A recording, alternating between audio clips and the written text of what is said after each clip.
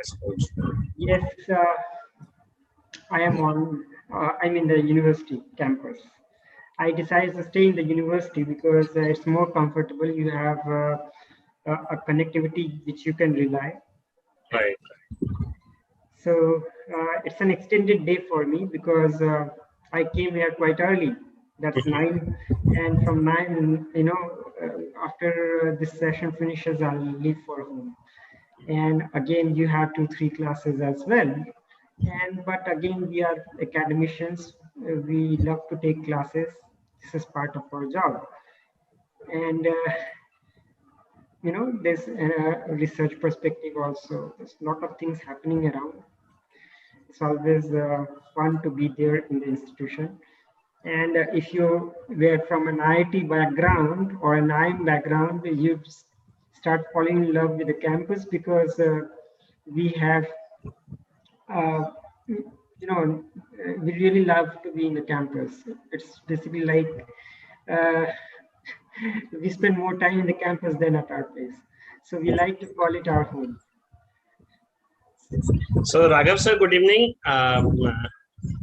We have been joined in by Professor Dr. Punit Saurabh. Yeah, good evening, Dr. Saurabh. Welcome. How are you doing, Professor Raghav? How are you, Mr. Raghav? How are you doing? I'm just fine, all well. Yeah. So the connection IIT Kharagpur. I have no idea. I need to interact with Professor Raghav. So which year you were there, sir? 2014. I did my PhD from Vinod Gupta School of Management. Acha, VG Som. Okay. I took a couple of electives in my 4th and 5th year. So I was there between 1999 to 2004. Okay, so you're quite senior to me. I'm quite junior to you. I was a BTech student. I was a dual degree program. So mine was. Okay. I was in com science. Right. I did a PhD there in entrepreneurship and innovation management. So you must have seen the science and technology entrepreneurs part there. Yes. So that is the place where we spent some 18 to 20 hours there. And we go home for 2-3 hours to freshen ourselves and then we come back. Sometimes that's what the reason I said that this is the place where I used to call as our home. So every time we planned to have a tea, we used to go to the office and said, let's have tea in the office. Unlike going to the hostel because you had a better cup of tea and of course there was a chance that you could get a coffee as well. So at that point of time, you had the science and technology entrepreneurs part. So I was there in 2007. When I joined in 2007, we had one professor out there who had come down from the US, and he said he wanted to, have students who were more like creators. And again, I had already applied and joined under Professor Guin, who was the dean of the School of Management there. And the person who came down, he ended up being my co-guide. So he was a practitioner. He was a serial entrepreneur. It's 19 hours. Wow.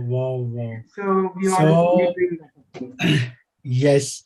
So hello and welcome to today's edition of Saturdays for Strategic Affairs.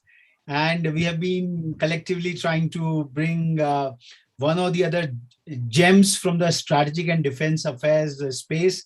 Prabhat sir has been the core anchor in inviting all these luminaries from the entire space. And today we have a very, very special guest with us. We have with us Dr. Punit Saurabh, who has a doctorate in entrepreneurship from the IIT Kharagpur, which happens to be my personal alma mater as well.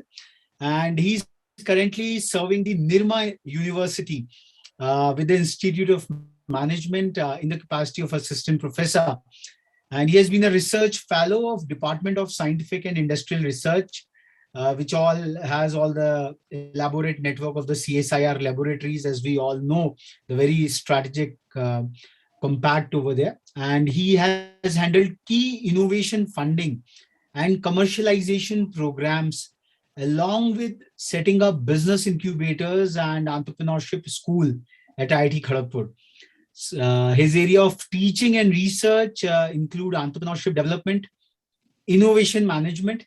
You all would be wondering as to how come a professor of entrepreneurship is now today on this defense and strategic affairs. We will be coming to that very shortly, but this is what the word of entrepreneurship is all about. And he has worked in family business practices and international relations and defense strategies. So here his keen interest lies in, and he has research papers in leading journals with presented papers in international conferences in India and abroad.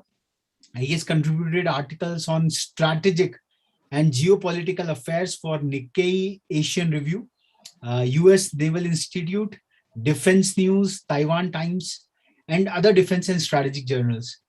He and his team won the coveted Global Academic Cup, which is a worldwide business plan competition held at Nokia City in 2010, based on a healthcare delivery project. Dr. Saurabh is on the editorial board of Technology Innovation Management Review, a Scopus Index journal of Carleton University in Raksha Nirveda, a defense strategy journal. And he has two major projects under investigation from Indian Space Research Organization, along with a multinational sustainable tourism project funded by European Union of award value of 9 lakh euros. So it sounds very nice to read euro and lakhs together. So this is Dr. Saurabh for us. And currently he's teaching a course on international relations and strategic alliances at Nirma University. So my first curiosity, because he comes from the illustrious legacy of IIT Kharagpur, that how come entrepreneurship and defense and strategic affairs hand in hand? So this is probably, before we take upon the very intertwined theme of Afghanistan, India's strategic dilemma, the theme of today's talk, because all these sessions are primarily directed towards the techno-managerial students at large, that in whatsoever discipline you are, defense and strategic affairs has to be an integral part of your studies to equip you for really thinking and understanding your science or engineering or technological discipline from that defense and strategic affairs over there. So over to, I would say, Dr. Punit Saurabh, and we can start off. Yeah.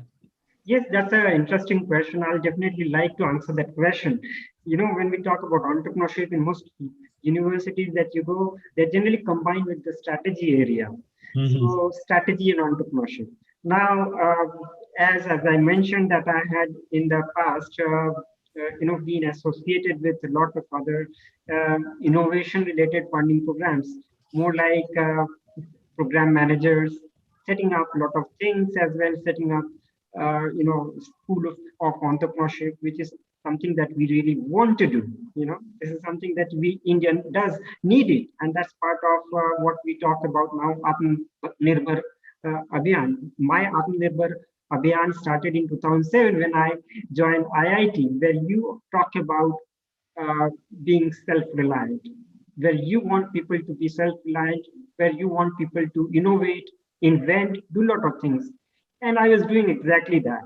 So there also you had a lot of things being innovated, which had some defense-related connect as well. And of course, when you are at an IIT, institution like an IIT, you do a lot of strategic things as well. And that's one of the reasons that gives you another reasons to, again, diversify, because you acquire a lot of knowledge, you interact with a lot of people, diverse sort of people with different backgrounds.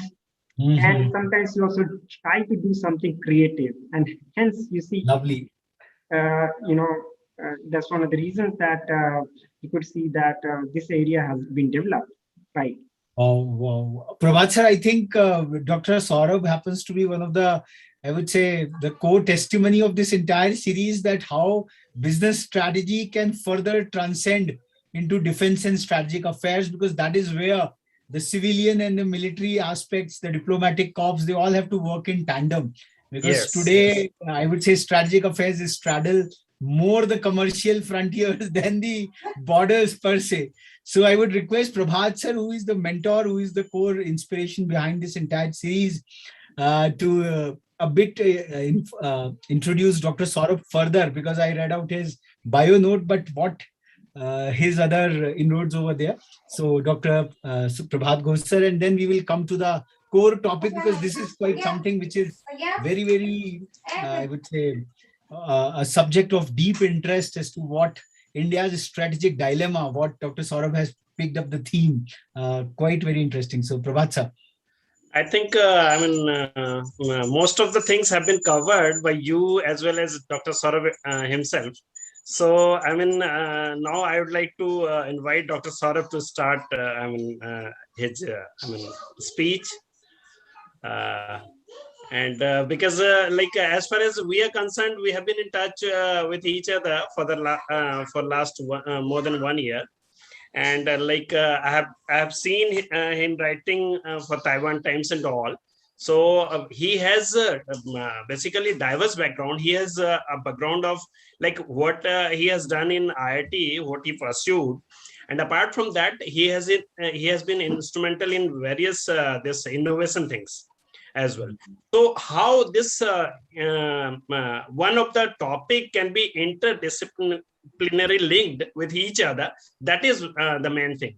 And this is how it has been witnessed from his profile, as well as now he is going to, what he is going to deliver, that will definitely it somehow vindicates our stand, which we have been talking from the first session itself, that the entire discipline of social sciences converge into the strategic affairs. It melts over there.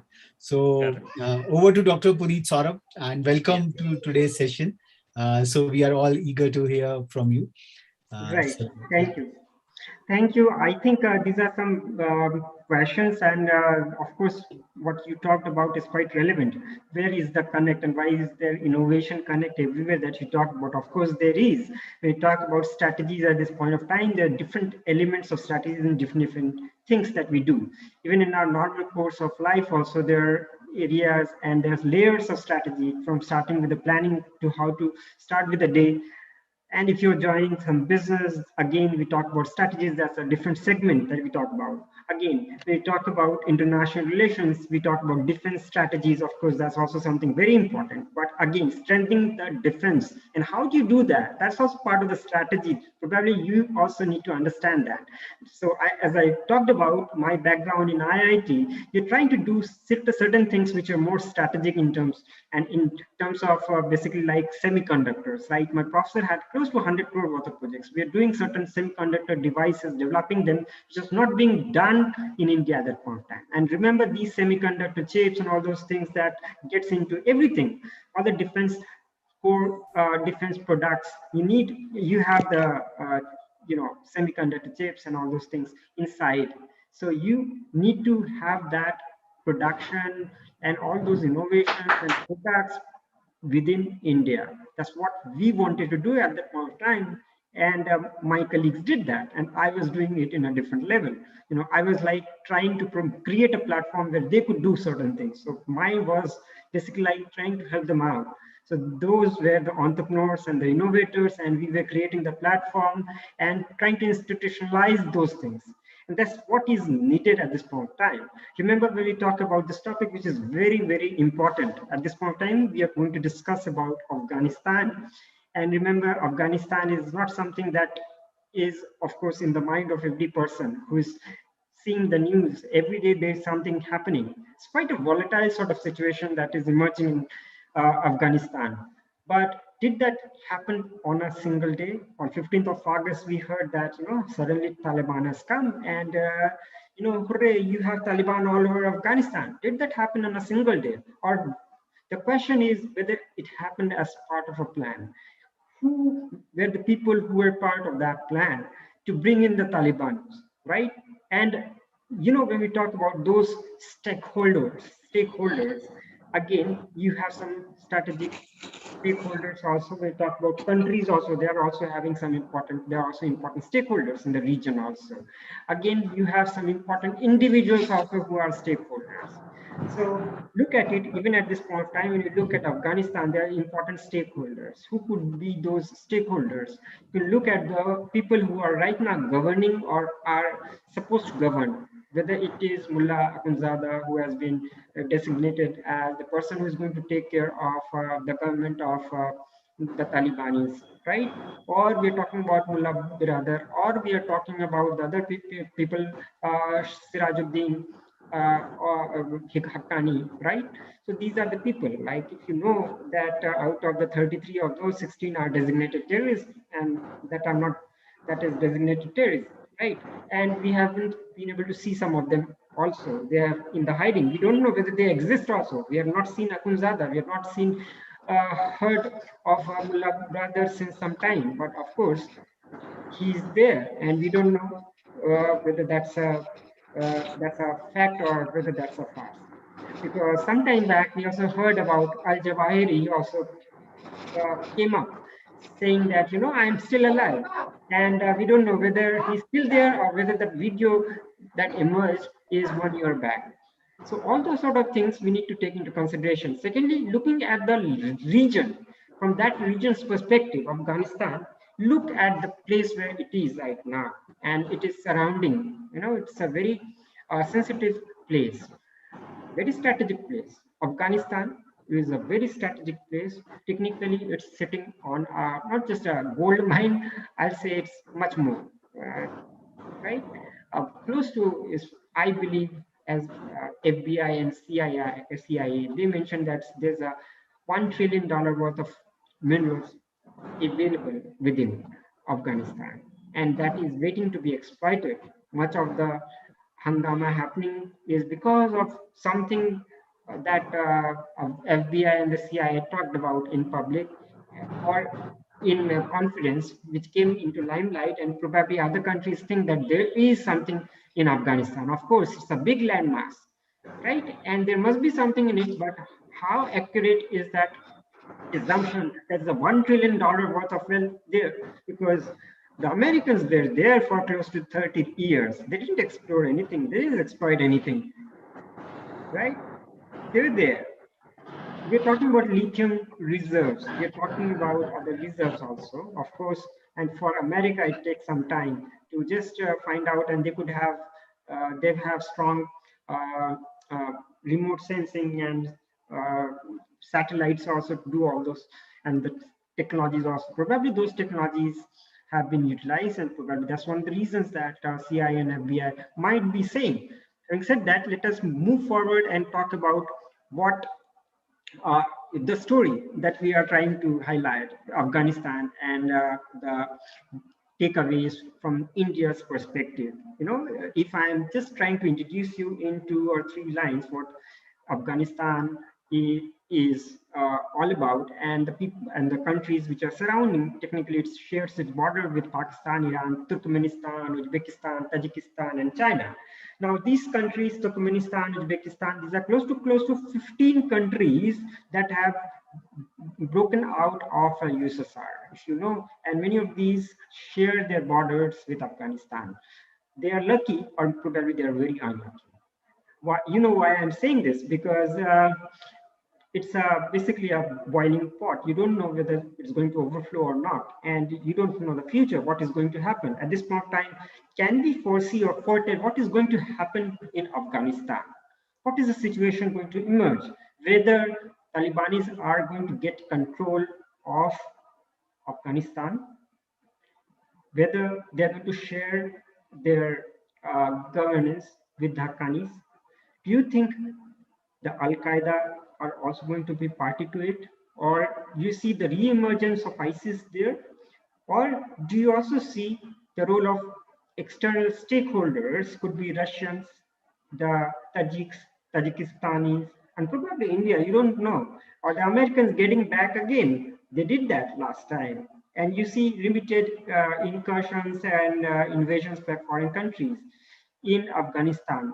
And it's referred as the graveyard of empires. Of course, it is, but of course, you also need to understand that it had been attacked many times. Many the times the attackers emerged from Afghanistan also, and many a times these attackers stayed in Afghanistan for a pretty long period of time. So we don't know whether that perception or that perspective that could be referred as the graveyard for empires holds true or not? Well, of course, what we know is that it's a big piece of land, 652,864 kilometers to be precise, and running all across the Hindu Kush mountains and inhabited by close to 3.5 crore people, which is quite a big deal, if you know what I mean.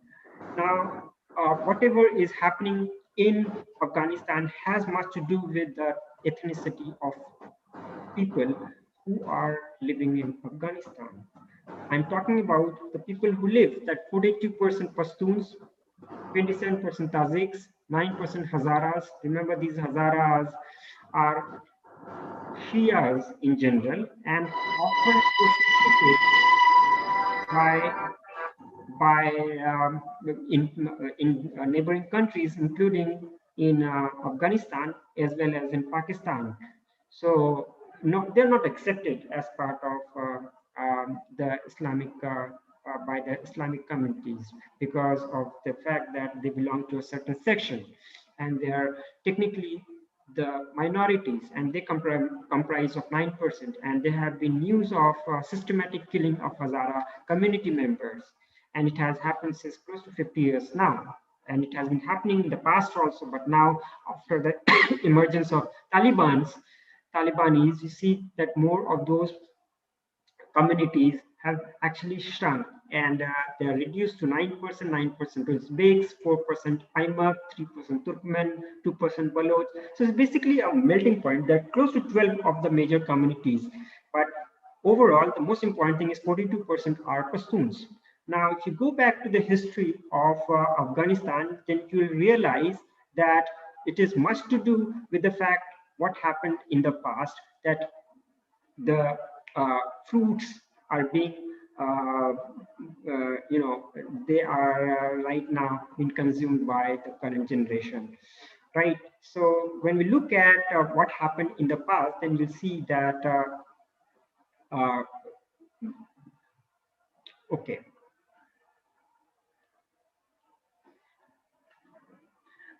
When we look at the history of Afghanistan, then probably one thing that also comes to mind is the heritage of Afghanistan. Of course, we understand that we talked about the past, where you had a lot of other kingdoms and empires that were part of Afghanistan. You had the Kushanas, you had the Kidrites, you have the Nizaks, Zumbids, Turks, Shahis, Hindu Shahis, Ghaznvis, Gauris, Khiljis, Lodhis, Mughals, and again the Duranis in the very recent times. So basically, they were part of the Afghanistan in the past. They've been part of Afghanistan, right? But when you look at the history of Afghanistan, it has something to do of the Hindu and the Buddhist past also, because the name Afghan is very close to Ashkan. Ashwakan is Ashwa is basically horse. Ashwakan is basically that horsemen or the horse breeders, and basically that is what is referred to as the Afghan in the current times. So now you could see that new perceptions and new derivations of Afghan and Afghanistanis have come out, and they are in different languages, also in Arabic, in Pashto, and the local languages of Afghanistan also. Now, when we look at the timeline of events, we also understand that, as I mentioned, that has something to do with what is happening. You know, the modern state of Afghanistan began with the Hotak and Durrani dynasties in the 18th century. The late 19th century, Afghanistan became a buffer state in the great game between British India and the Russian Empire.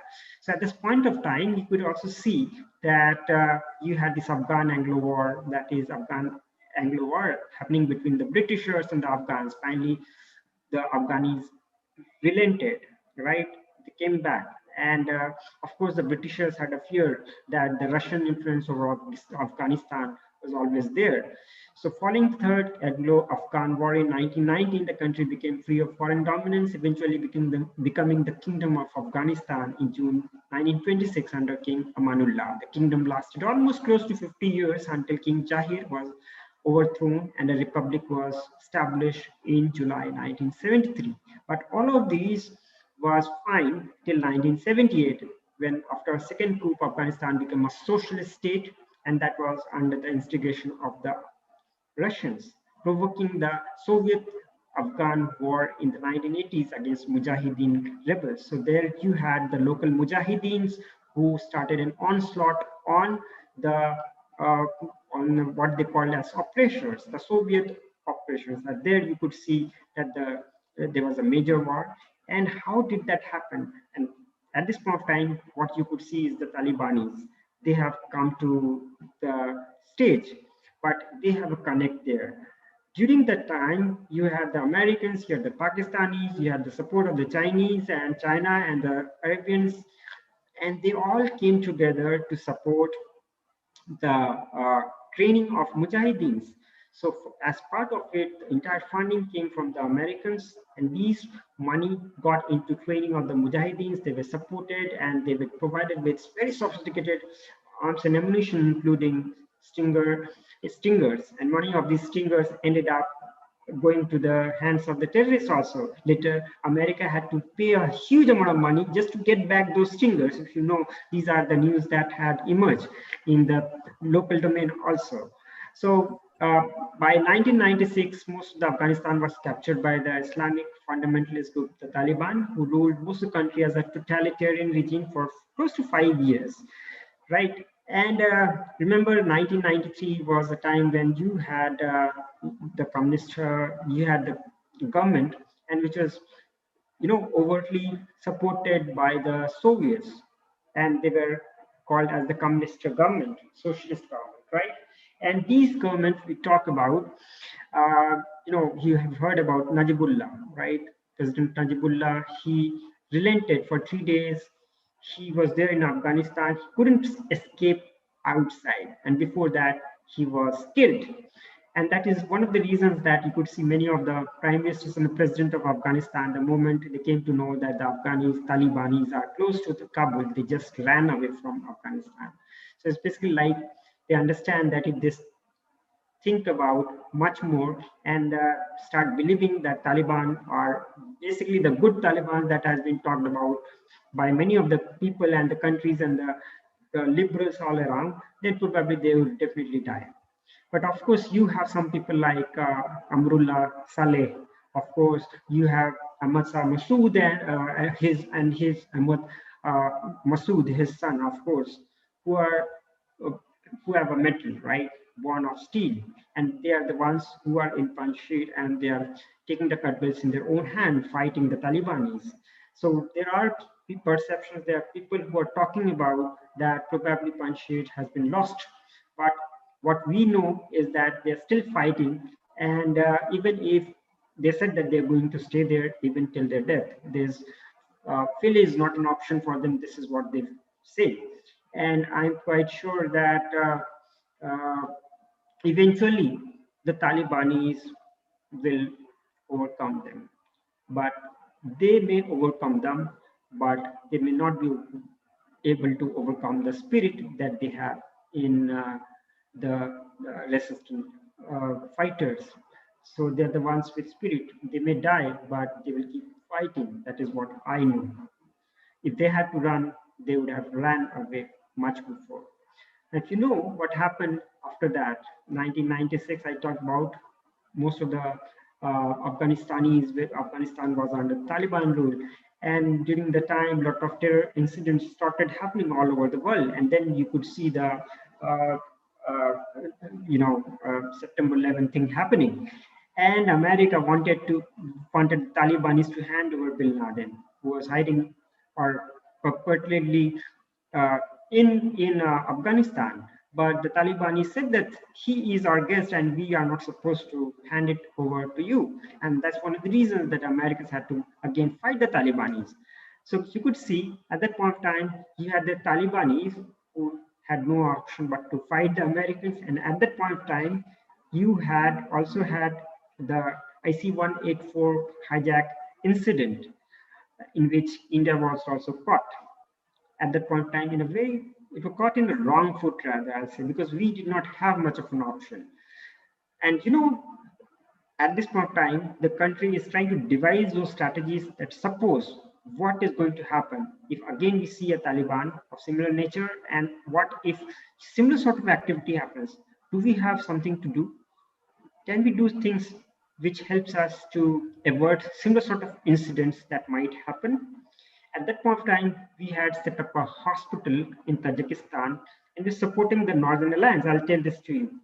We had the backing of the Russians also and the Tajiks also, right? And again, the Afghans were against the Talibanis also. So even if they were getting the support of the Pakistanis, they didn't have much of an option but to retreat, and they did retreat.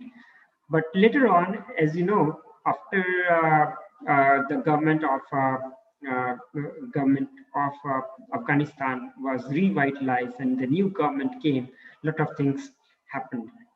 And somehow, I'll say that there was some fault in the governance. Of course, the Afghanistan government and the people who are there need to be also blamed for the fiasco that has happened. But having said that, I'll say the stab in the back came when the Americans let them down. And that happened in 2021. So the 20-year-long war between the government and Taliban reached a climax with the 2021 Taliban offensive and the resulting fall of Kabul, which returned the Taliban to power. Now, when I'm talking about the current situation, we are talking also about the looming crisis, where you see the withdrawal of US troops stationed in Afghanistan without even prior information to Afghanistan government. You know, this is basically like courtesy. You talk about courtesy, right? You stay in a country like Afghanistan with the support of the Afghani government, and you're supporting them in their cause. Of course, you are there.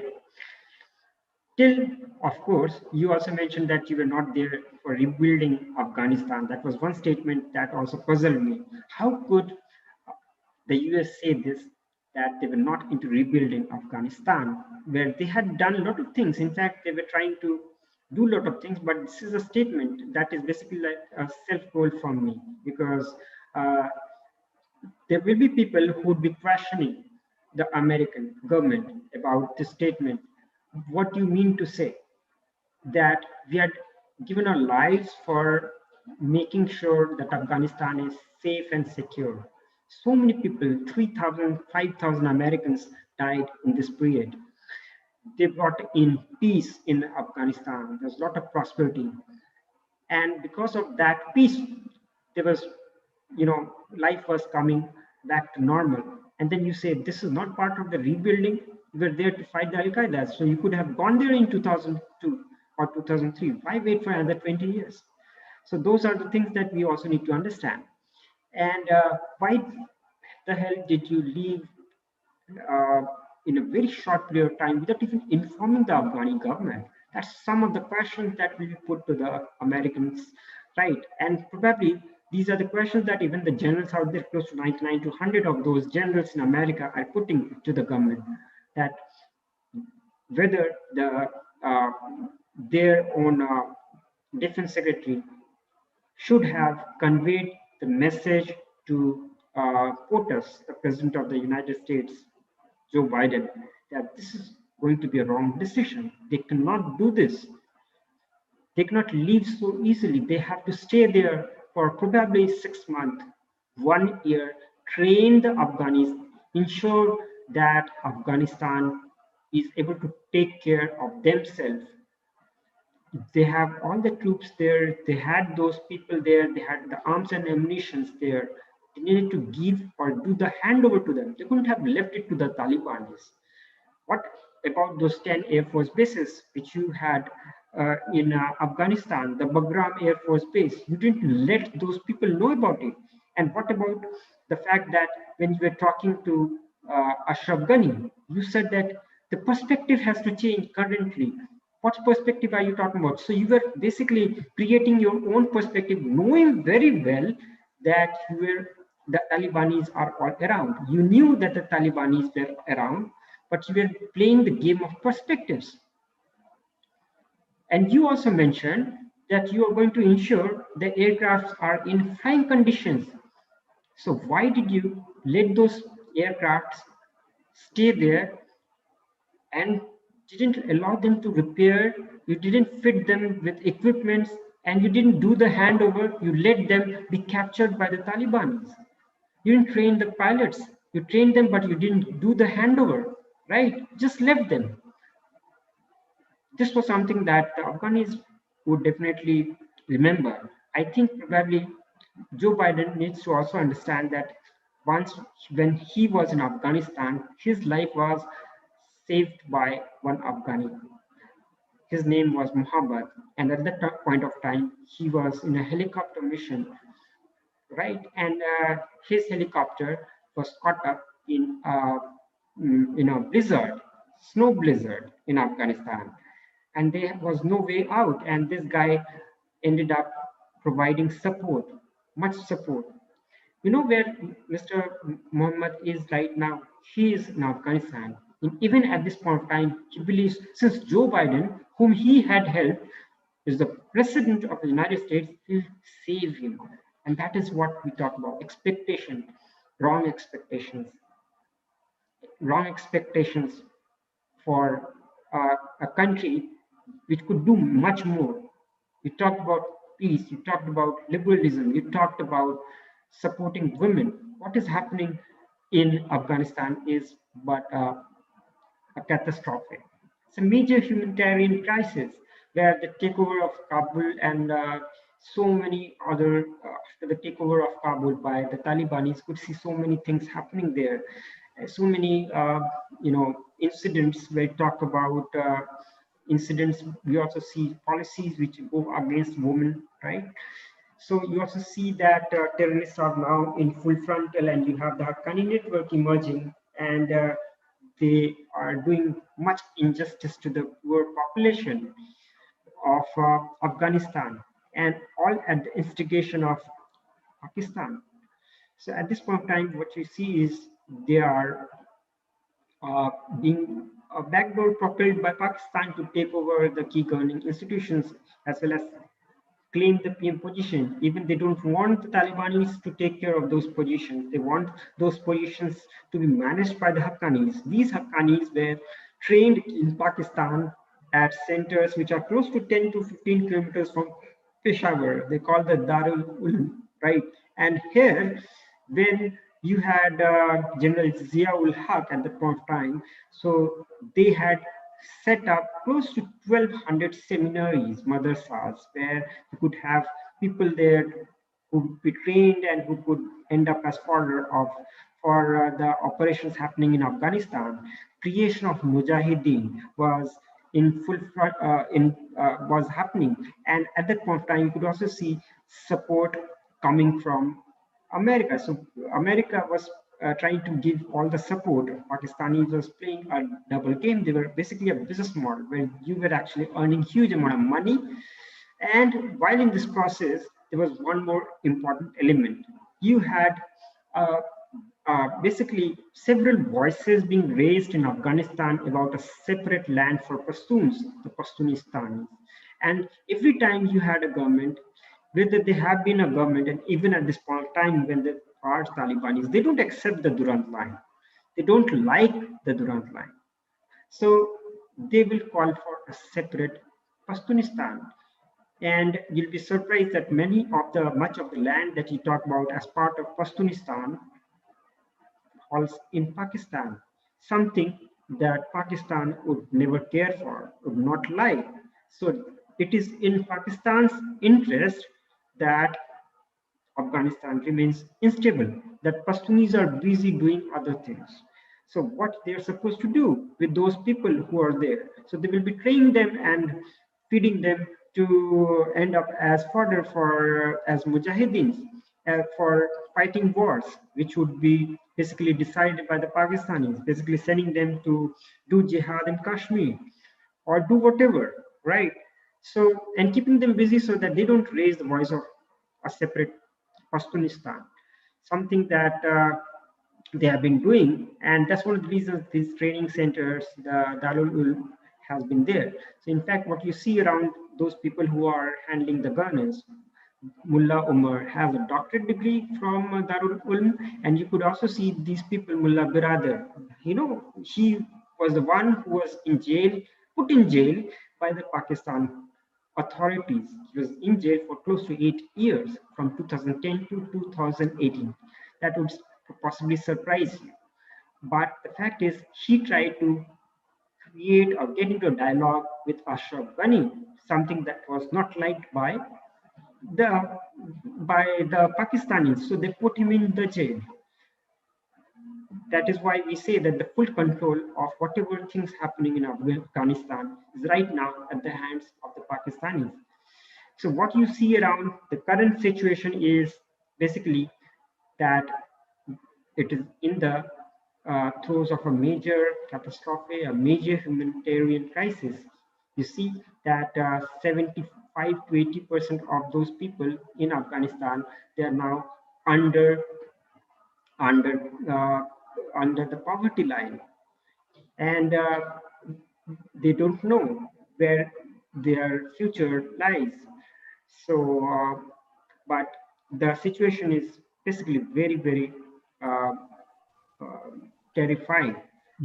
Now, it is also terrifying from the perspective for the neighbors. If you look at the positioning of Afghanistan, you have Iran, you have Turkmenistan, you have Uzbekistan, you have Tajikistan, along with you have China as well. Now, all of these countries which are bordering Afghanistan, they're quite worried. Iran is worried. The Turkmenistan, Uzbekistan, Kazakhs, the Tajiks, they're all worried about it. And of course, important fact is that India is very worried about it. Now, when we look at that perspective, we understand why they are so worried about it. Why are the Iranians so worried about it? Well, why are the Russians so worried about it? What has Afghanistan to do with it?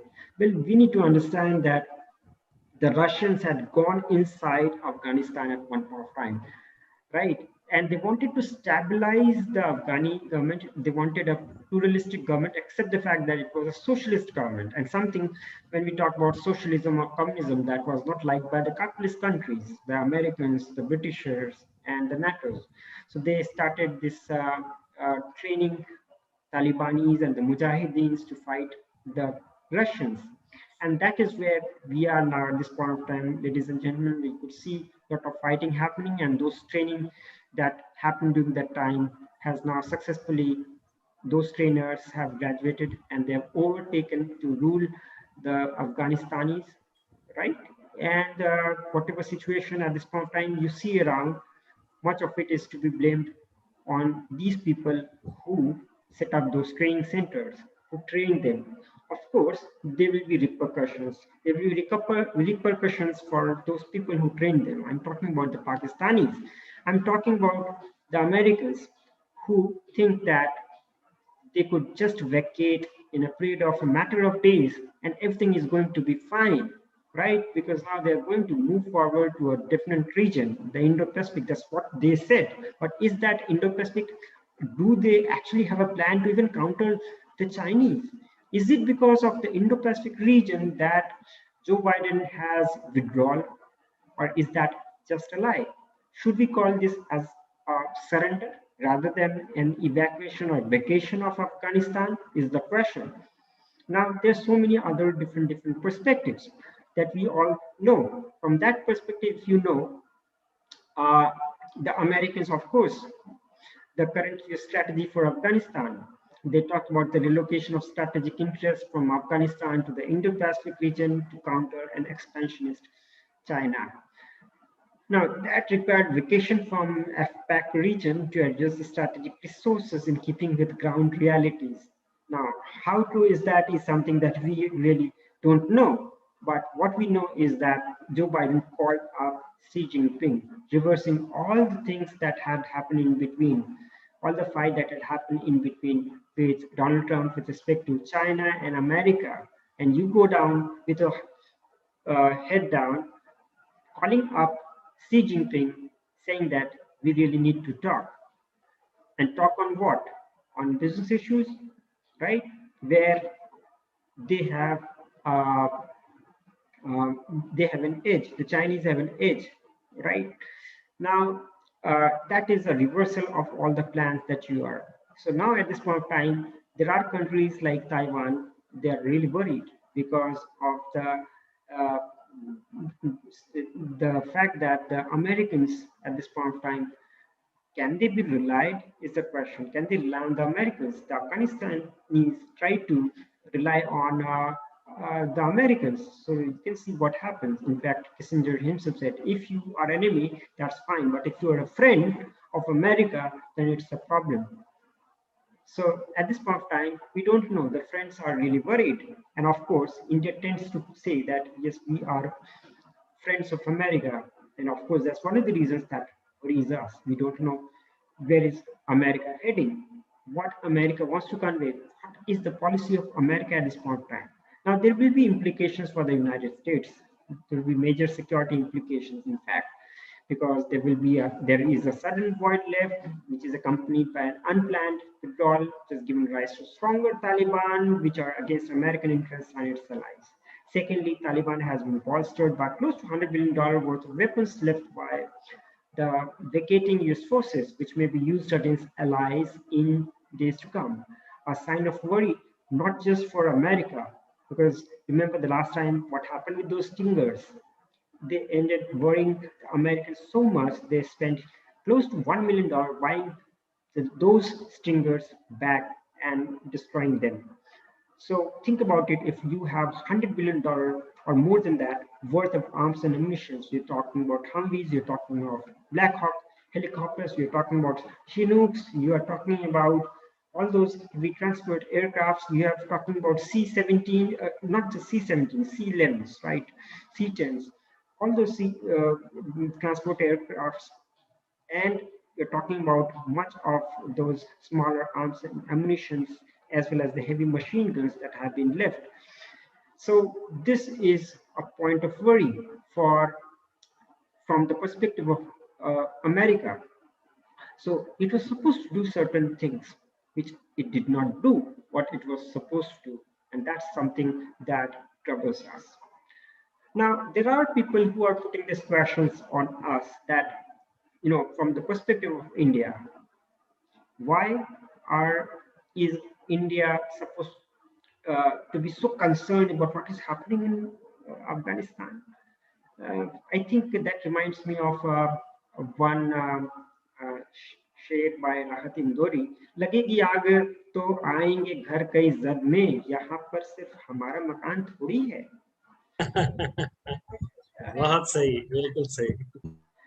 अगर हमारे घर में अगर कोई मोहल्ले में आग लगी है तो हो सकता है कि हमारे घर में भी आग लग ही जाए. तो we need to be really cautious about it, because we need to understand that probably if the fire is there in Afghanistan, remember that fire is just 400 kilometers away from the Indian border, because there's a border difference of the distance of just 400 kilometers from Afghanistan to that of India. And when you have a country like Pakistan there, you cannot have faith on Pakistan.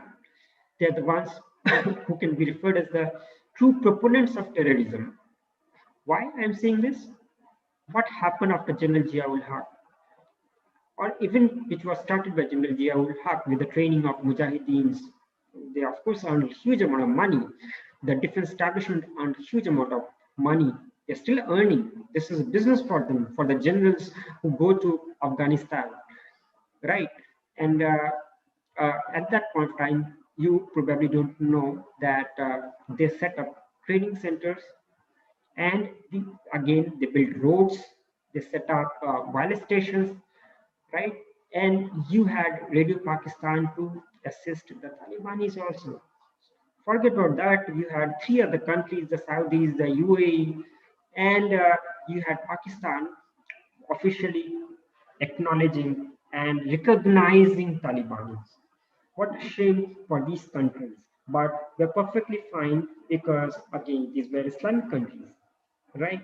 So again, we get back to the same question, getting back to the main focal point of our discussion, the strategic dilemma, the audience note that we talked about, is where is India at this point of time? What is India's position and what we are supposed to do?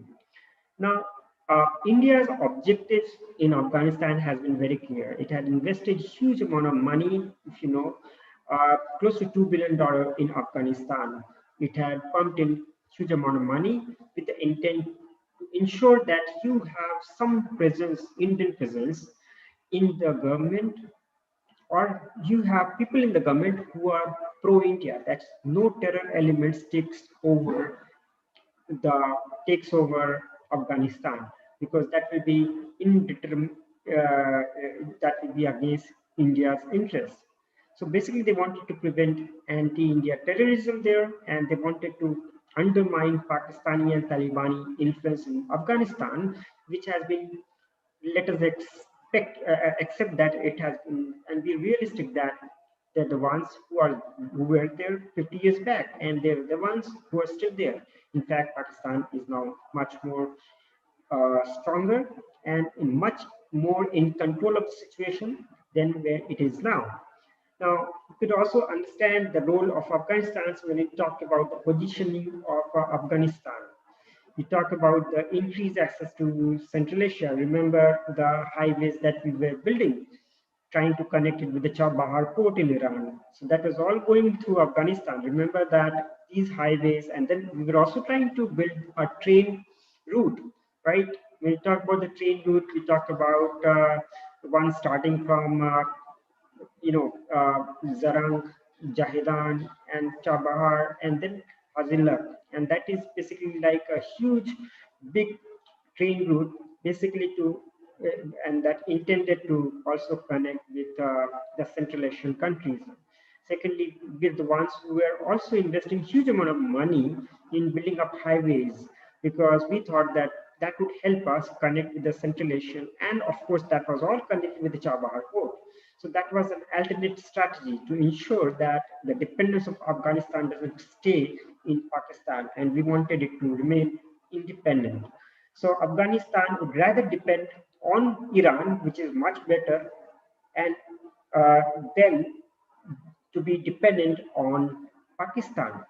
So that is what our aim was. But having said that, when you look at the other perspective, it was also to build Afghanistan, and then again project power and demonstrate global interest, because when we're investing $2 billion, of course, the projections, the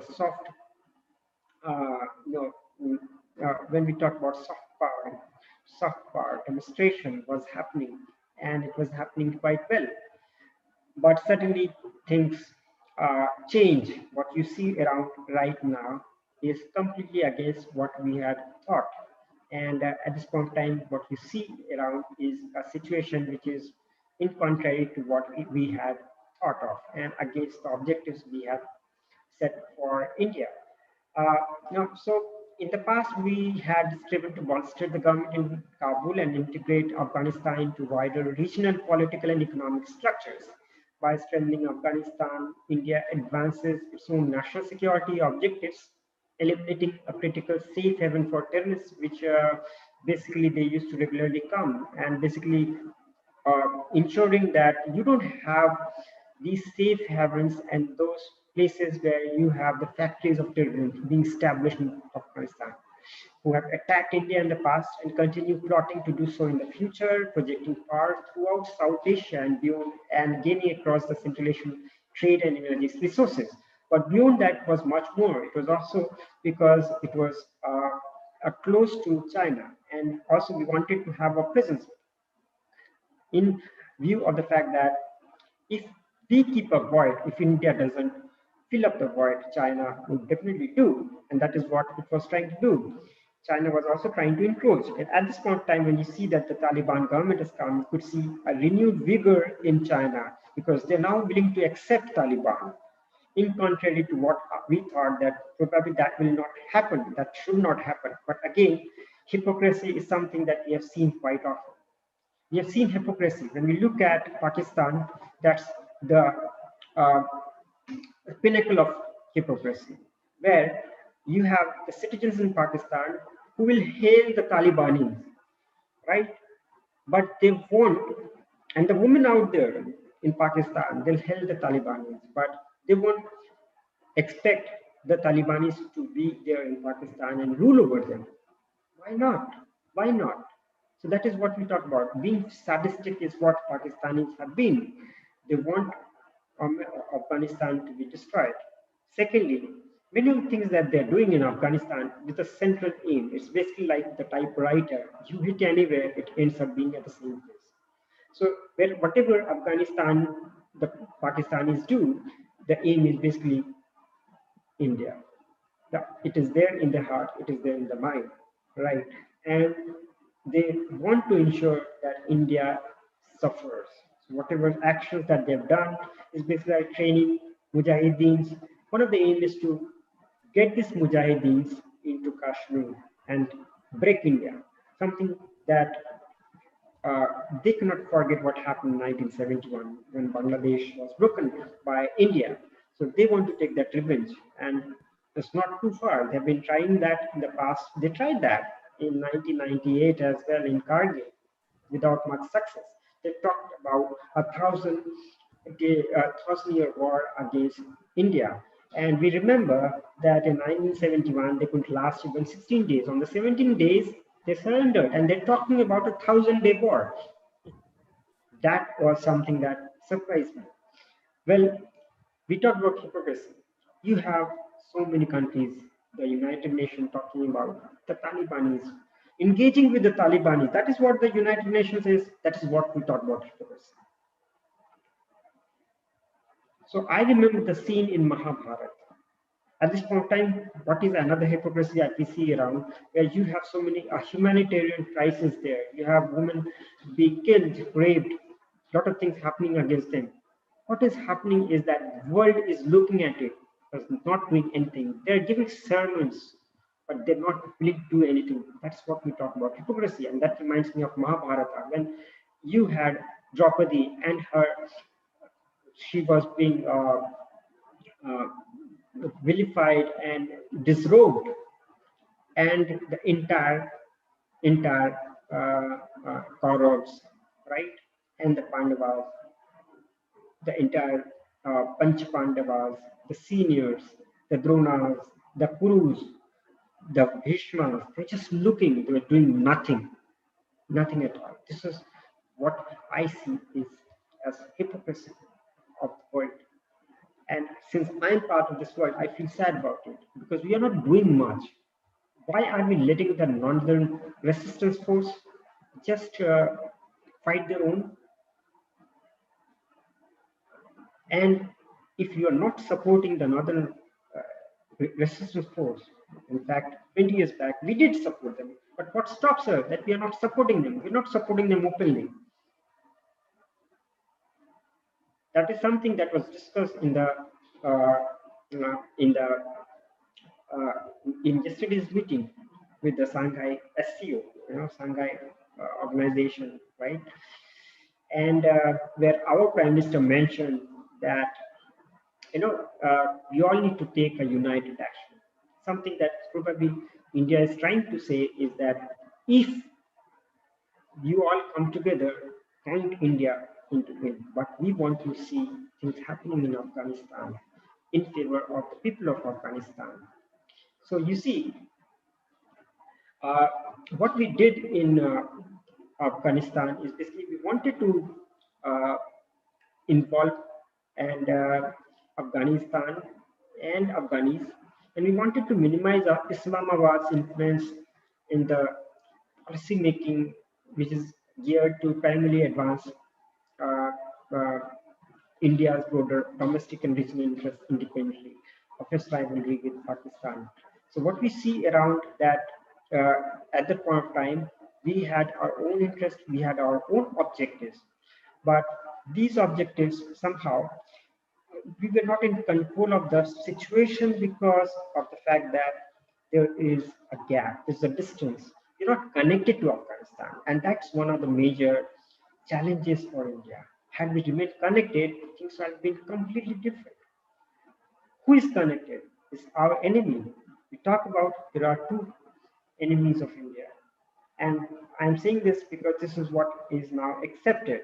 We talk about Pakistan and we talk about China. We're not quite worried about Pakistan. we can take care of Pakistan. But what if it is being supported by a country like China? And that is the problem. So India has to deal not just with these two countries, but what we are now seeing is you see increasing misadventures that may happen from Pakistan because of the fact that it has been emboldened because of its adventures, successful adventures in Afghanistan. And many of the people that you see around who will be diverted to do terrorist activities all the way to Kashmir. So those things might actually happen. So what you see is there are certain strategies from the perspective of Pakistan, right? Take control of Afghanistan through its proxies, block Indian influence, prevent encirclement and maintain strategic depth, establish safe havens for Pakistan-trained extremists, undermine Afghan claims on Pashtunistan, build economic links to the Central Asian Republic, curb other states' influence in Afghanistan, including India, and use Afghanistan's resource for its own benefit. Some of those strategic perspectives that I would probably remember. Now, when we look at the other perspectives, then objectives of Pakistan's are mainly, India-centric, as I mentioned, and the focus primarily on undermining India's or Delhi's influence in Afghanistan. And it always wished to have a weak Kabul government dominated by a pliant, supportive Taliban so that Pakistan can maintain strategic depth against an Indian invasion, guarantee safe haven for Islamist proxies that it supports, prevents Delhi from projecting power in South Asia. Now, its also aim was to obstruct India's ability to support separatists in the Pakistani province of Balochistan, something that probably it wanted, you could see in Connect.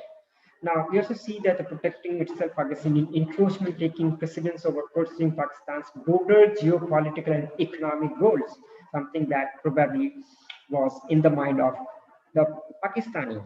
Now, as I mentioned, we have our own challenges, and these challenges emerge from the fact that we are not connected to Afghanistan and we have a job at hand. So now we have to deal indirectly with the Russians, we have to deal with the Central Asian countries, the Tajiks, Uzbeks, and of course, the most important here, we talk about the Russians. If they are the ones, then you can expect other Central Asians to come in line. And you can also look at Iran because of the great relation that Russia shares with Iran, and of course, India's relation with Iran also. So, what are the concerns of Russia and these countries? Of course, an unstable Afghanistan could destabilize the region, especially Russia and Central Asian nations, which are relatively peaceful, progressive, and less affected by extremism. Now, you also understand that Chechnya is something that Russians are very much worried, and they perceive that things happening in Afghanistan will have an impact in Chechnya. All these terrorists will end up moving to Chechnya. Of course, yes, sir. If you have anything to share. Please go ahead. Yeah, we also understand that increasing Talibanization of the region, which would end up affecting Russia and its influence. Then we also understand that the fears of Iran, which are not unfounded. Iran fears that the advent of Sunni extremism in its neighborhood will gravely endanger its national security, as it is a Shia majority state. Something that we all understand. It's 20 hours. Right. I think that's something I wanted to talk about these countries because these are all bordering Afghanistan. Now, again, to end with, we talk about what are the implications for the world because of an emboldened Taliban. We understand that the situation is not what was supposed to be, right? At this point of time, we see a very unstable situation emerging, a very volatile sort of situation that we have repercussions for many countries. We have repercussions for the world, not just the major stakeholders. So as the fact, the region could turn into a breeding ground for the Talibanis and the terrorist organizations like Haqqani Network, ISIS, and Al-Qaeda, and dozens of other armed organizations. This is what India fears. This is what the other countries fear. Now, you could also expect a re-emergence of arms and narcotics trade hub that might emerge. And you could also expect fears of more terror attacks expected in Western nations, Asia and Central Asia. And you could also see sensitive regions affected by Islamic terrorism, like Kashmir, Chechnya, Xinjiang, may get negatively affected. Could see Central Asian region nations which may end up as unstable hotspots because of the influx or the leakage of these terror elements into these Central Asian countries, the Kazakh, Tajiks, and Turkmenistan. These are considered very peaceful and moderate type of Islamic countries, but they may all get affected negatively. So entire region may get destabilized. And when you have a fire in these Central Asian regions, so you can expect Russia to also burn. And that is what Russians know quite well. Again, you can expect China also, because China has been very, very worried. And that's one of the reasons it sent its messenger. And you also saw Mullah Baradar getting to Beijing and shaking hands with those Chinese which eat pork, and these Islamic country, Talibanis, they are they are absolutely, they consider them as strict. They don't eat pork, and these pork eating and non-pork eating countries, right, and partners shaking hand is something that is also like a hypocrisy that we talked about.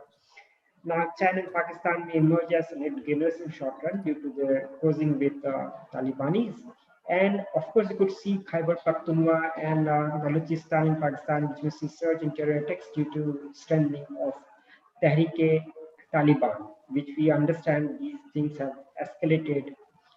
So this is what uh, is from my end. I feel if you have any questions, to let me know, and I'll be more than happy to talk about it. I think I try to cover each and every important element, all the stakeholders, and also I try to give you talk about implications. And from the strategic perspective and the dilemma perspective, we also talk about India's perspective and the dilemmas that we have. Because at this point of time, we don't have a government which has been pro-India, which the general strain in India at Masuri. We have one person there in Akhundzada who was trained at IMA, but we don't have much control. We don't know whether he exists. We, of course, dealt with him in Qatar, in Doha, some days back. But whether he is going to be the one who is going to control Afghanistan, we really don't know, because there's a simmering discontent and a fight between two arms, the Afghanis and the Taliban. These are two sections, and they're fighting, and we don't know whether the fight is going to escalate or there's going to be peace happening. All the lovey-dovey things that they're talking about, that's probably, I don't know whether that's truth or that's farce.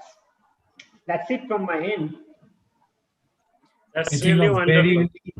very thorough lecture, Yeah, I would say, and that's what thorough academic is all about, covering it from all frontiers over there. My quick curiosities which just come all of a sudden is the American withdrawal, sudden withdrawal from Afghanistan, and the mayhem which got orchestrated that way is somewhat similar to what Britishers also choose to move away from India, and they were trying to create a mayhem in our country as well. It looks like a parallel across, say, 70, 75 years or so. So this is my first, like, a kind of an analogous parallel I wanted to ask you over there.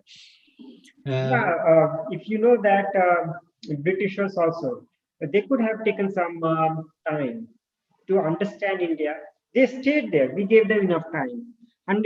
150 years they stayed in India, but they couldn't understand India. And that's the problem. With the Afghanis, that's the problem with the Americans also. They stayed in Afghanistan for 30, 40 years. But what they couldn't understand is what Afghanistanis think about. So we spent just $2 billion. That's part of the study. That's part of the research. I'm just quoting you as part of the research that we had much more impact with that $2 billion than $800 billion poured in by America in Afghanistan. Okay. And that was an assessment by their own agencies.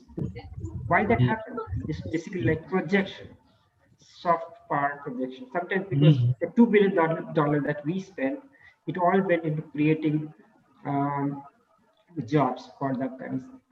We created roads, we created parliaments, we created railway lines, we built the dams, 2 dams. So all those things are visible and they know that they are being built by India. What did America build? And that's one of the reasons, technically, I consider this guy, the president of America, as more of an idiotic sort of person rather than an intelligent sort of person. He was never a diplomat. He couldn't. Why I'm saying this, because he couldn't have messed up with that entire thing by saying that if you're not into a rebuilding exercise. Did you ever understand diplomacy? And you ended up as the president of the United States? That's shameful for America. But Dr. Saurabh, I have another, from a layman's perspective, I wanted to understand, was America's invasion or occupation of Afghanistan a mistake in the first place? See, there was a clash of civilizations happening over there, but attack happened, the culprits had to be brought to book or whatever. But this American muscle flexing, like invasion of Iraq or invasion of Afghanistan, and UN sitting just silent. That was Prime Minister said last year when UN was commemorating its 75th year, that a suo moto, a singular superpower kind of an action they took. So what do you think about that? The coming whole load stock barrel disrupting the entire Afghanistan's space, whatever they were. They have their own customs and traditions and now surrendering to them all over again. Well, there's a history of America. At one point I'll say, not studying certain subjects which they were supposed to. For example, what happened in Vietnam. You see similar sort of things happening, right? But they also did similar sort of things everywhere. I mean, in Afghanistan also, just replicating Vietnam. Vietnam, if you see the visuals of Chinook helicopters running away with the last Americans, that's very much similar to what happened in Vietnam. Now, when we look at the mindset of Americans, please do understand that they're more like a businessman, right? For then, fighting the Al-Qaeda was also like making money in some way as well. And who could make the money out of it? Probably this was way out to make money by getting their own contractors involved. This is basically like war machinery, right? And they wanted money to come to the defense forces, the charters and the contractors. Some of these people are going to make money out of it. And now when they see that there are more risks attached to it, right? And there's an opportunity at some other place, probably the Indo-Pacific. So they will probably go and set up the shop there. Because you have more countries, another 20, 25 big stakeholders who could be frightened, just like you remember 2 days back, they signed a deal with the Australians. And yes, right. And, there was a big mess, whatever happened. It's basically like America doesn't UK, Australia, and US, all three. Yes. So they don't know how to hold their own people, right? We're talking about fragmentation of NATO. This looks like imminent because at this point in time, we could see that France has recalled its ambassador from the United States. That has never happened before. Why did that happen? Because Australia has signed a deal of close to 18 diesel electric submarines from the French. And just overnight, they shelled off that contract to plan to buy nuclear submarines from the Americans, all at the cost of France. And France and America are allies. Won't that shock your own friends? And you call them as friends. The French are your friends, right? So what do you expect from the French? So it's basically like business overrules everything else. You see an opportunity there in Indo-Pacific, there are 20, 23, 25 other countries. You can make money by telling them about China. So that's a new game that may emerge in the Indo-Pacific. I'll have a small discussion there. We are planning it parallelly as part of my session of International Relations and Strategic Alliances course. So we're going to have one professor there. In the past, we had some ambassadors also talk about it as part of my course. We do that quite often as well. So Sir, it seems like we might have to add business to our defense and strategic affairs, Yes, yes. like, because Why it's not? all getting driven from the monetary considerations, like hedge funds coming to a stock market, they swell it, then they retreat quickly. So this kind of coming and going. So, Dr. Saurabh, one last question, because you mentioned about business I and do have America's. questions. If that's the also have. Yeah, Yes. just one last Quick, question. quickly. You were talking about a lot of $1 trillion kind of a mineral reserves in Afghanistan. So why couldn't America extract it in these 20 years, or did they start mining it, or what happened to those mineral resources? well, that is what I'm saying. Is that a perception that is being created that there is something inside, where technically they may not be there? Okay, Or okay, okay. so probably you left something there. I'll give you one story. You know, back in 20 years back, right? I had a lot of newspapers accumulated. Some, and I didn't know, people would buy it or not. There were so many newspaper vendors who were coming. They're seeing this, and they were offering me very low rates, and I was expecting a much more higher rates. So I planned something. Well, we had a Sardaji who was my landlord, and I said that this time I am going to ensure that this guy buys the newspaper. So I got into the other room, ensuring that the other person is able to hear our conversation. That I probably have kept my 1,500 rupees note in one of the newspapers, probably is there, and it seems that I had been trying since 10-15 days. I couldn't find it, and this guy overheard the guy was selling the newspapers, and he ended up buying all the newspapers, right? So that was one of the strategies that I played, and probably that's something that I remember. This is what Americans are trying to do. They want those Chinese to get in there and get trapped. Okay, Okay. okay, okay. Yes, one question from my side, Dr. Saurabh. This is my own perspective. They may be there. I'm told that there's a lot of lithium reserve. The first country which produces a lot of lithium is Bolivia, 70% of it. Then you have Argentina, right? And then you have some other country out there.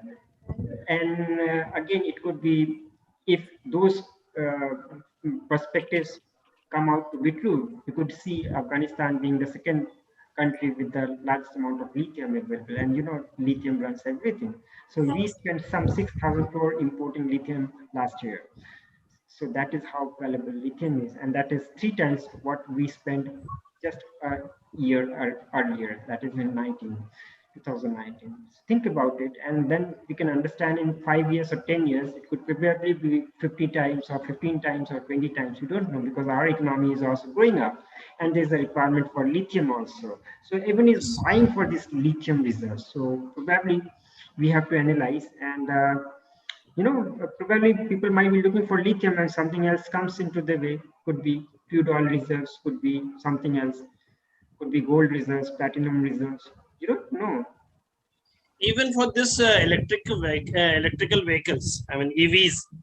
For EVs also, I mean lithium batteries. All of these run by batteries. We talk about Tesla batteries, right? These batteries are, again, if you look at these battery plants, they're in China or at different places. So these batteries are, again, you could have different other countries where this production and these materials come. So they are basically strategically done, right? So one quick question, Dr. Saurabh. Why India is not, aligning with Iran? I mean, because is there something? It doesn't want to this annoy US, because Iran has a biggest stake in Afghanistan. What I understand. See, it's not about aligning with Iran. The question is, at this point of time, you have sanctions in Iran. Yes, Not even buy oil from Iran, and you have the American pressure there. Now we want to have good relation with the Iranis. Of course, having said that, we believe that we have stayed to our words. So we have negotiated with the Americans to buy a certain amount of oil from the Iranians. We have also negotiated with them to let the Charbahar port run, which is very important. So we cannot say that we are not doing much. Of course, you see that there's, as Jaishankar, reaching out to Iranians. Why is it for? So there is something going on. It's just that it is not being spelled openly. But remember, when there is something going on, of course, there is smoke all around. We talk about the National Security Advisor of Russia coming in India. You have the MI6 guy from UK, he was in India, and you have the CIA guy also in India also. So something might well be cooking, we don't know. But these are the same countries which had been fighting against the Talibanis. 20 years back, they fought against. The Russians supported the Northern Alliance against the Talibanis. The Americans fought off the Talibanis. So they may well want to do certain things together to keep those terrorist organizations in check. Remember, there's not just a fear of the Talibanis, but the fact that you have a renewed fear of the Haqqani network's presence, and you have the ISIS, which is much more, and again, we talk about the Al-Qaeda, much more bigger threat than the Talibanis, because Talibanis want to stay in one region within Afghanistan, but Al-Qaeda, they talk about caliphate, talk about setting up an Ottoman Empire. So that is a problem. That is a problem because you have 54 to 56 big countries, which are Islamic countries. Much of them are very much supportive to the idea of extremism. And they may end up being cajoled by these, or may have to submit to these extremist elements. You don't know what happened with Syria, what happened with those countries, how they ended up. And now what you see in Afghanistan is a situation that we also can't think of. And who are the ones who are on the other side feeling, basically those people in the Afghanis. And we talk about the ordinary citizens, the Muslims also, they're the ones who are getting on the other side. I say they're paying the price for accepting the extremist side, because there have been reports that the Afghani population had very favorable view of those extremist practices, right, that are quite rampant in Islamic countries. But now when the Talibanis are there, so they do not like it. They want to run away from it. That is what we talk about, hypocrisy of the Afghanis also. When you had supported those ideas, when the Afghanistan government was there, you wanted Sharia, you didn't want women to get equal rights. And now when the Talibanis have done that, you don't like it, right? When Talibanis are there, why are you not liking it? You need to like them also. This is the governance of government of the Talibanis, right? If you don't have the food, blame it on yourself, because you supported them once. You fought for them. So Afghanis are also to be blamed, but this is how Afghanistan has been there since the very beginning. So you could see marauders coming from Afghanistan and occupations happening in Afghanistan. So something that we all know as part of Okay, so I suppose, we can have another session also with you, no doubt. And before wrapping up, Shivdasda, only 2 minutes for you, please. Shivdasda. Yeah, he has some question.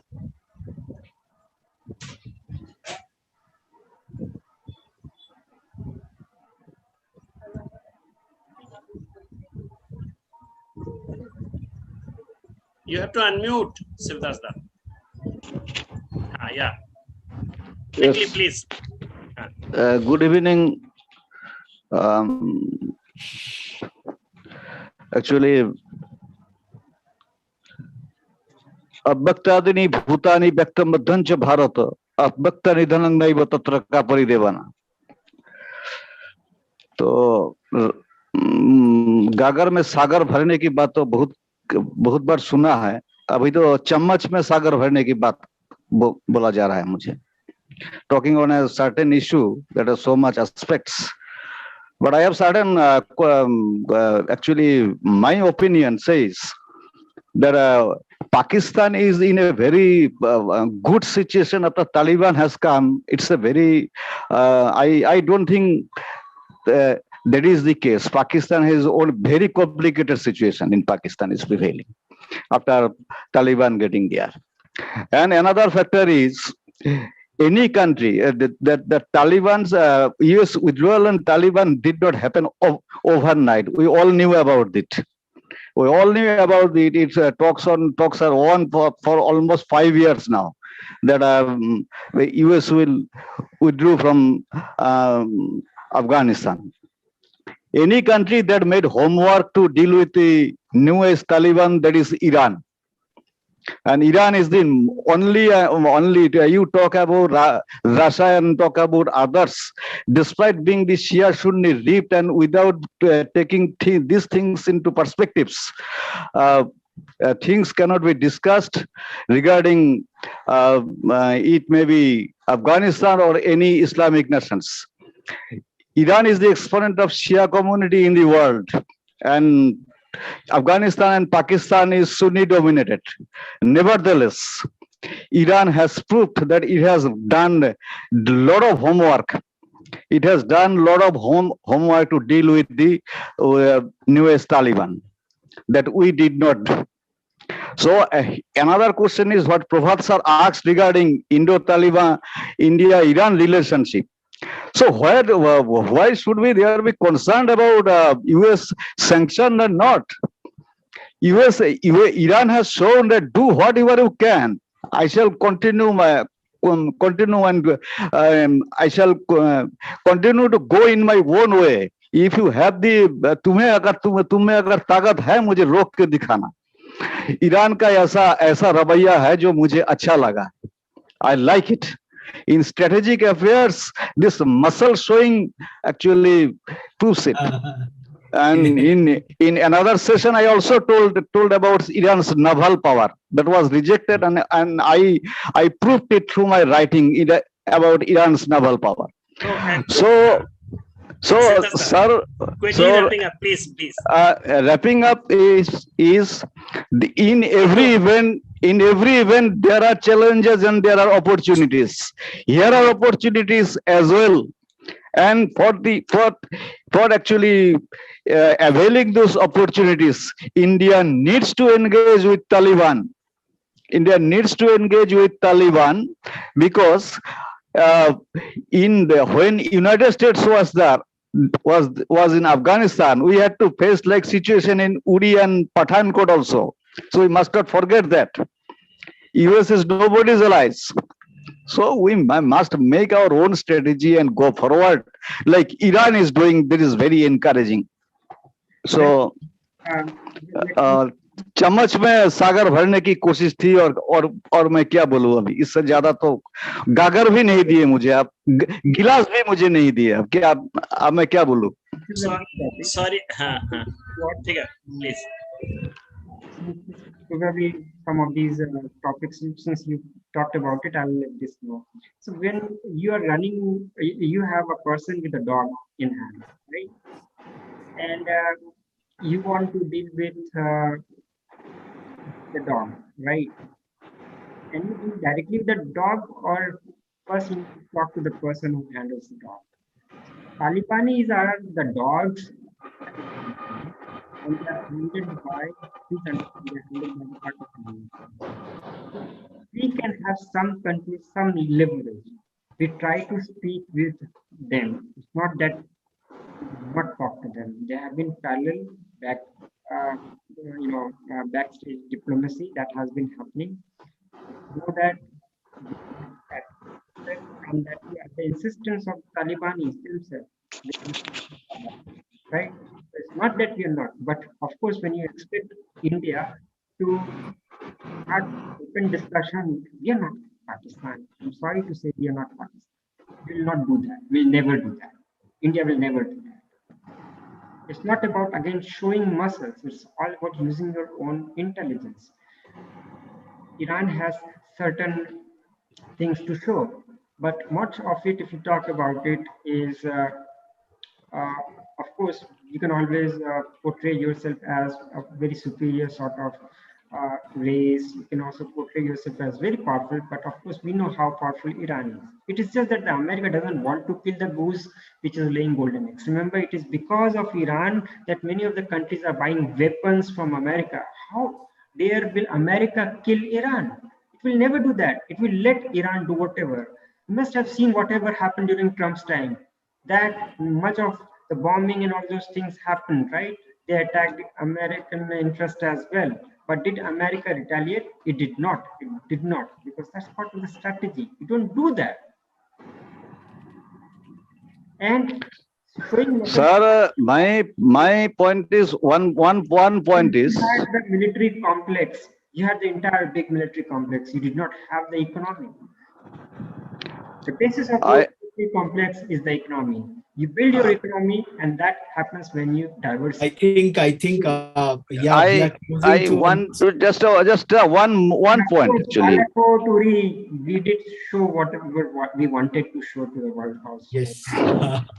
I want to just add one point, that we must not forget that we are not dealing with the Taliban who used to live in Tora Bora. We are dealing with Taliban who actually habituated in what luxury is, who travels in Mercedes. They have become more diplomatic today. They are not. They have, or else they have not visited so many countries for recognition. They know the utility of recognition. International recognition is. Then the PR, when you have the PR office in Pakistan, you don't have to do anything. Pakistan is the PR agency. It is not Taliban which is doing anything. Yes. Got it. China is supporting Taliban. It is not because of Taliban. It is because of Pakistan. If it has a base in Qatar, it is because of Pakistan, because Qatar has very good relation with Pakistan. Please understand, not because of Taliban. Agam sir, now we can. I think it was one of the very terrific. The other was in the jail of Pakistan. Yeah.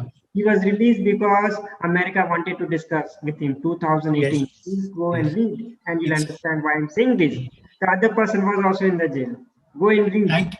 Thank you, Dr. Saurabh, for addressing us for such a long, so patiently and so elaborately, and almost 1.5 hours lecture, a session, which probably we would Prabhat sir, we would probably have a part 2 of this all, because the Afghanistan, which is at the cusp of so many civilizations, as they say, it's a very strategic piece of land and history and future over there. So thanks a lot, Dr. Saurabh, for such an illuminating session today. And many frontiers. It is no single avenue which you have opened up. And the one bottom line thing which we can take it from your session today, that the entire future of defense and strategic affairs is not on ideologies now. It is all driven by businesses, commerce. That has really come to the fore of it all. And I think with this, we close today's session. And Shivdas da, what he said, his comments are always very, very valuable. And he is someone who really has that critical eye, which is so very central to any defense and strategic discourse. Because having a good approach is something good, but then having a critical eye is something which is very, very important. So thanks a lot, Dr. Saurabh, for joining us. And this is perhaps one of the longest sessions we ever had under this series.